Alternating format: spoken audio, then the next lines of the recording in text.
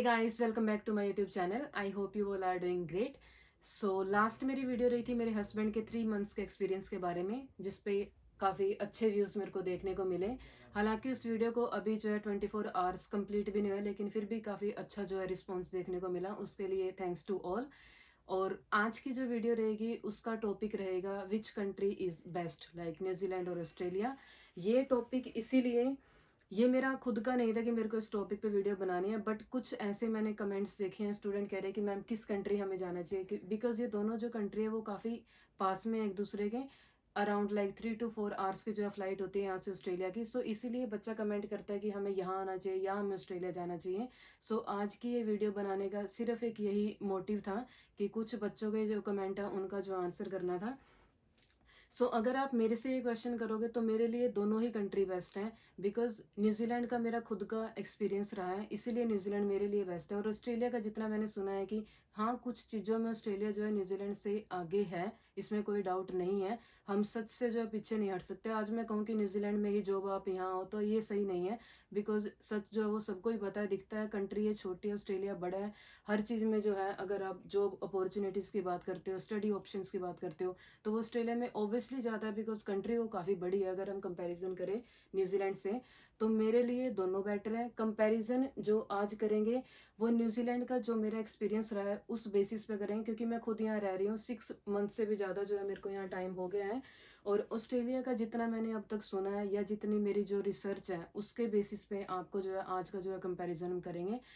कुछ ऐसी चीज़ें हैं, ज़्यादा नहीं है, हाँ कुछ मेन मेन पॉइंट्स है जिन पे हम कंपैरिजन करेंगे। कोई भी स्टूडेंट है वो किसी कंट्री में जाने से पहले जो है वो उस कंट्री के बारे में जानने के लिए रिसर्च करता ही है, वो व्लॉग्स देखता है या वो गूगल पे कहीं से भी जो है उस कंट्री के रिगार्डिंग जो है इन्फॉर्मेशन लेने का ट्राई करता है। और ये बहुत अच्छी बात है।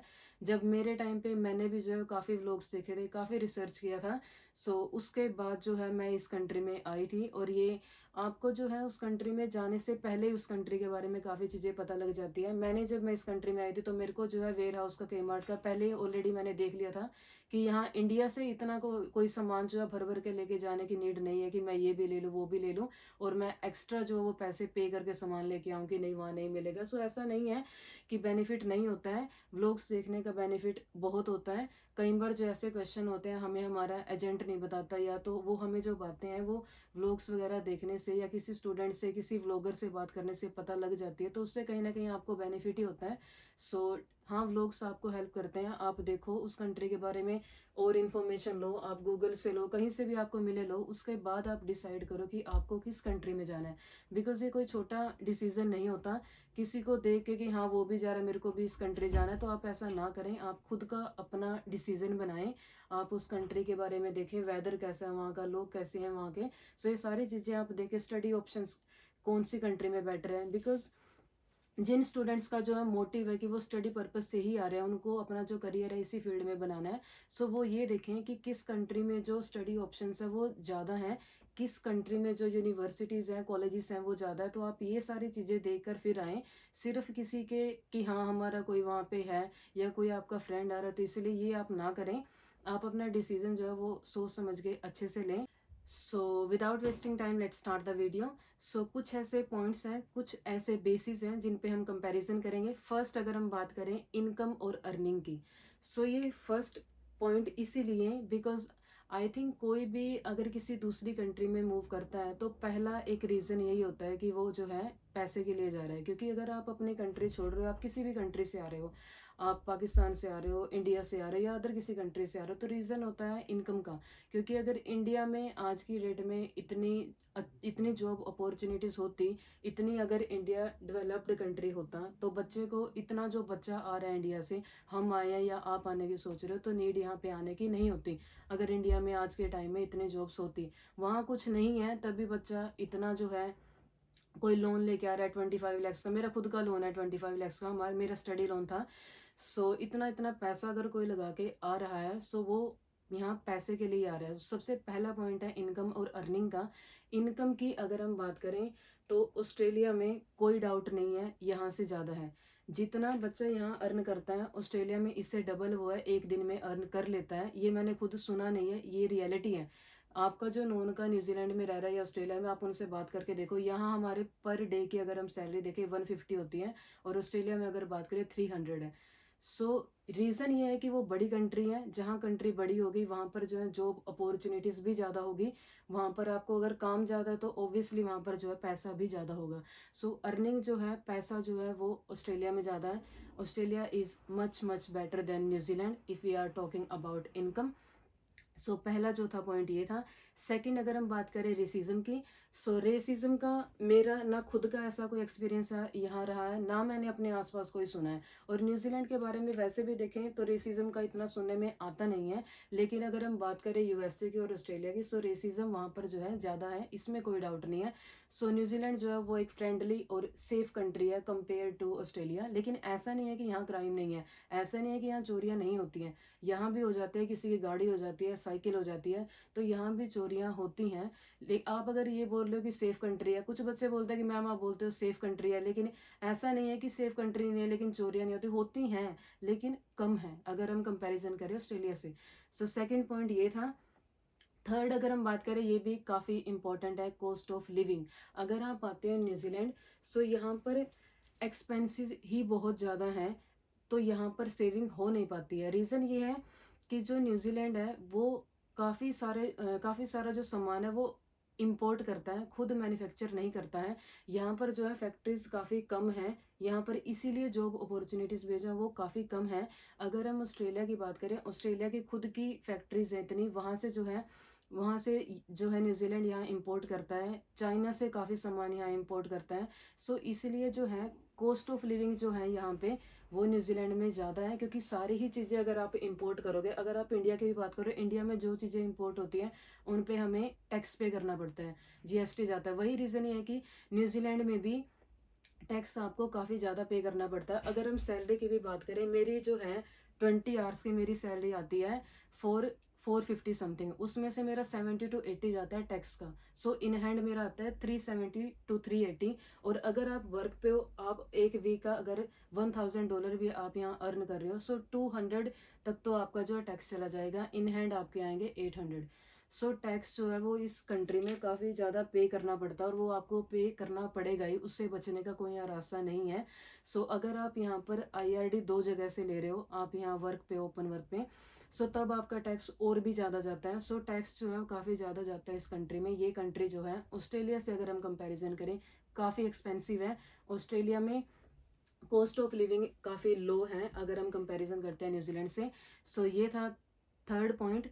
फोर्थ, अगर हम बात करें स्टडी की, अगर जो बच्चा, जैसे मैंने पहले बोला कि अगर आपका मेन पर्पज़ ही है कि स्टडी है, कुछ ऐसा नहीं है कि सारे ही बाहर रुक जाते हैं, कुछ बच्चा जो है स्टडी करके इंडिया जाता है, अपनी फील्ड में काम करता है। सो अगर आपका पर्पज़ स्टडी ही है, फर्स्ट आपकी प्रायोरिटी स्टडी है, देन आपका वर्क है। मोस्टली जितने आते हैं उनका जो होता है अर्न करना है, यहाँ स्टडी उनकी सेकंड प्रायोरिटी होती है। लेकिन अगर आपकी जो प्रायोरिटी है रखनी, आपको फर्स्ट स्टडी ही चाहिए, बिकॉज स्टडी आपको बहुत आगे तक लेकर जाएगी। अगर आप जो है काम को सेकंड प्रायोरिटी बनाते हो और आपकी स्टडी को फर्स्ट बनाते हो, सो आपको जो है ये चीज़ काफ़ी आगे तक लेकर जाएगी। आप अपनी फील्ड में जॉब करोगे, सो आपको, आपके लिए काफ़ी कंफर्ट रहेगा और आप काफ़ी अर्न कर सकते हो। सो अगर आप जो है स्टडी आपका जो है फर्स्ट प्रायोरिटी है, तो आप ये देखो, अगर हम बात करें न्यूजीलैंड में जो है वो 7 ही ऐसी यूनिवर्सिटीज़ हैं जो वर्ल्ड की टॉप 600 यूनिवर्सिटीज़ में आती हैं, जो कि काफ़ी कम है। सो अगर हम बात करें ऑस्ट्रेलिया की, सो ऑस्ट्रेलिया में जो है वो काफ़ी यूनिवर्सिटीज़ हैं, काफ़ी कॉलेजेस हैं, और काफ़ी ज़्यादा जो है वहाँ पर आपके पास स्टडी ऑप्शंस हैं। सो कुछ तो ऐसे कोर्सेज हैं जो न्यूजीलैंड में है ही नहीं है, वो आपको ऑस्ट्रेलिया में ही मिलेंगे। सो आप पहले ये देखो कि स्टडी ऑप्शन जो है वो किस कंट्री में बेटर है, अगर आपका स्टडी जो है मेन पर्पस है। बिकॉज अगर आप स्टडी अच्छी लेते हो, अगर आपका न्यूजीलैंड की भी अगर बात करें, अगर आपने स्टडी अच्छी ली है, अगर आपका ग्रीन लिस्ट का कोर्स है, तब भी आप पीआर ले सकते हो। ऐसे ही आप आ जाते हो, अगर आप लेवल 4-5 इनमें आते हो, इनमें पीआर नहीं है कोर्सेज में, तो आपको आगे चलकर और स्टडी करनी पड़ती है, तो फिर आपके जो है आगे चल के पीआर का जो पाथवे है वो खुलता है।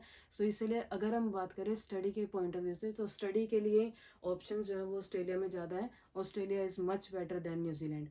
सो नेक्स्ट अगर हम बात करें कॉलेज की फ़ीस की, सो वो हम सिर्फ न्यूजीलैंड की ही बात नहीं करेंगे, वो आप किसी भी कंट्री जाते हो, अगर आप जा रहे हो कनाडा, अगर आप जा रहे हो ऑस्ट्रेलिया, आप जा रहे हो यूके जा रहे हो, कहीं भी अगर जा रहे हो तो स्टडी वीज़ा पे स्टूडेंट के लिए अपनी फ़ीस निकालना इम्पॉसिबल है।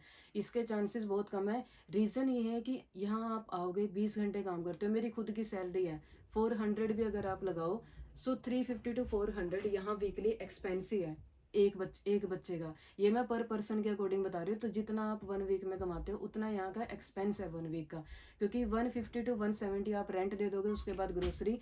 मैंने कॉस्ट ऑफ लिविंग पे ऑलरेडी एक वीडियो बना रखी है, उसमें अगर आप देखते हो तो मोटा मोटा आपका 350 to 400 आपका एक्सपेंस चला जाता है 1 वीक का।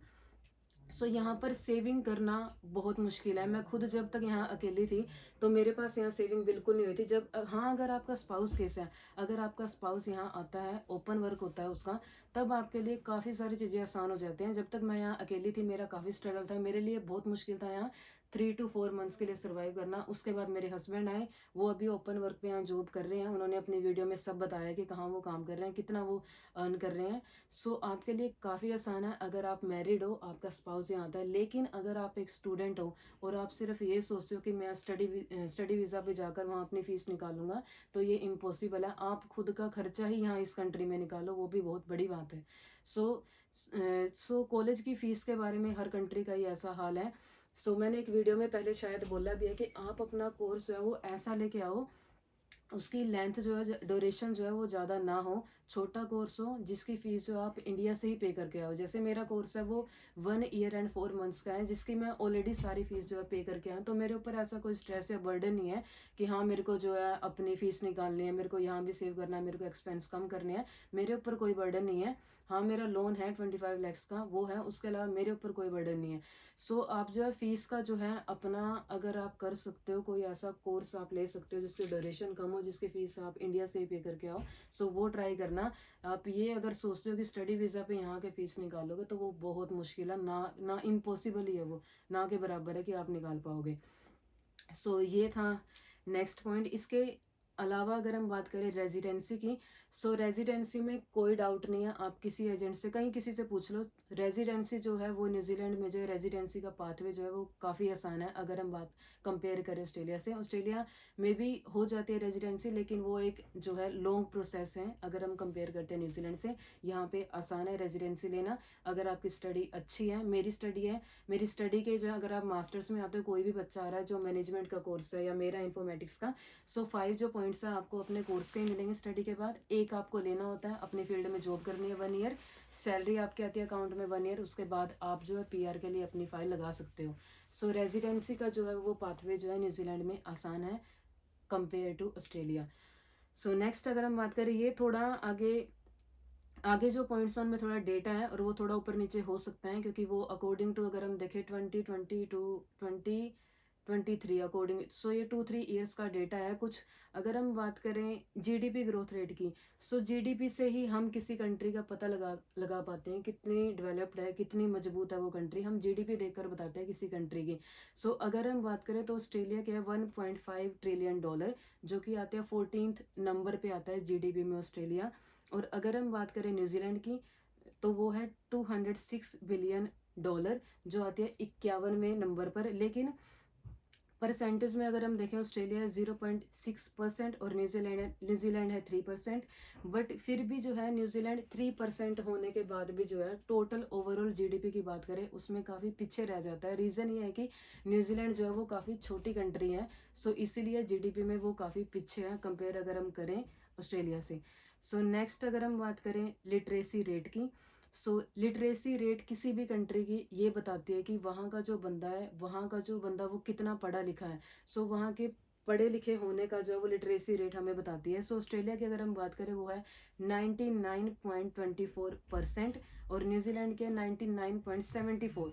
न्यूजीलैंड का अगर हम देखें तो यहाँ ऑलमोस्ट हर जो बंदा है वो हाईली एजुकेटेड है, जो है दिखता भी है। आप अगर न्यूजीलैंड के सिटीजन, यहाँ का जो बंदा है उससे अगर आप बात करते हो, वो काफ़ी अच्छे लोग हैं। मेरा खुद का एक्सपीरियंस रहा है, जहाँ मैं जॉब करती हूँ वहाँ इतना, मैं सर्व करती हूँ, चेकआउट ऑपरेटर हूँ मैं वहाँ पर, तो मैं इतना बंदा वहाँ देखती हूँ, इतना अच्छा है, इतना फ्रेंडली, इतना अच्छे से वो बात करते हैं, हम उनको ग्रीट करते हैं और भी वो क्वेश्चनिंग करते हैं, आप कहाँ से हो, इंडिया से हो, आपकी कंट्री के बारे बारे में। सो काफ़ी अच्छा है मेरा यहाँ के लोगों से जितना भी रहा एक्सपीरियंस मेरा मेरा काफ़ी अच्छा रहा है। अब तक का मेरा कोई बैड एक्सपीरियंस यहाँ नहीं रहा है, ना मेरे वर्क प्लेस पे, ना कहीं मेरा कॉलेज में, या कहीं भी मेरा आते जाते कहीं मेरा ऐसा कोई बैड एक्सपीरियंस नहीं रहा है। सो न्यूजीलैंड में जो लोग हैं वो हाईली एजुकेटेड है, लिटरेसी रेट में जो है वो न्यूजीलैंड आगे है अगर हम कंपैरिजन करें ऑस्ट्रेलिया से। So last but not the least, last है लेस करप्ट कंट्री। सो करप्शन की अगर हम बात करें वो न्यूजीलैंड आता है सेकंड और थर्ड। ये होता रहता है, डेटा मैंने जैसे कि बताया कि 2-3 साल का है, 2020 से 2023 का। ये थोड़ा ऊपर नीचे गलत सही हो सकता है, वो आप लोग देख लेना। सो सेकंड या थर्ड नंबर पे आता है न्यूजीलैंड, और ऑस्ट्रेलिया की अगर हम बात करें वो आता है 14th नंबर पे। सो ये चीज़ ये दिखाती है कि जो न्यूजीलैंड है वो काफ़ी सेफ कंट्री है कंपेयर टू ऑस्ट्रेलिया, बिकॉज 2-3 से लेकर 14 तक का ये गैप काफ़ी बड़ा होता है। ऑस्ट्रेलिया से न्यूजीलैंड से पहले शायद कंट्री आती है डेनमार्क या फिनलैंड, ऐसा कुछ मैंने देखा था कहीं कि वो इससे पहले आती हैं, वो भी काफ़ी सेफ कंट्री है। लेकिन न्यूजीलैंड अगर हम देखें ऑस्ट्रेलिया से, वो काफ़ी सेफ कंट्री है। सो ये कुछ पॉइंट्स से, इनमें से ये आप वीडियो देख के ये थोड़ा अपना एक डिसीजन बना सकते हो, या आपको एक आइडिया मिल जाएगा कि कौन सी कंट्री बेस्ट है। सो आज की वीडियो में इतना ही, मिलते हैं नेक्स्ट वीडियो में। Keep supporting me, do like share and subscribe my channel. मिलते हैं नेक्स्ट वीडियो में, till then bye bye, see you, take care.